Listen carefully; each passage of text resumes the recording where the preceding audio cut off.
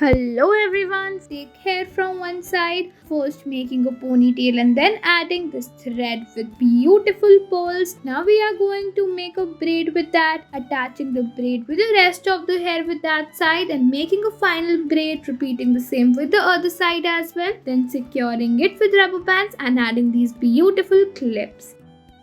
Next, we're going to take a ponytail. Furthermore, we are going to convert it into a bun, then taking the remaining hair and making these beautiful braids at the end, securing them with the rubber band, and it is ready.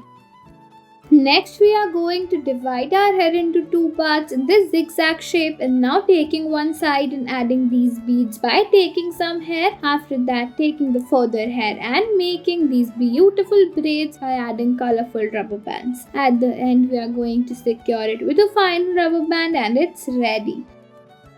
Next, we're going to take a high ponytail, then securing it with this elastic rubber band. Then we are going to divide it into two and then adding some hair from both the sides and now making this braid. After the braid is ready, we are going to secure it by rubber band and it's done.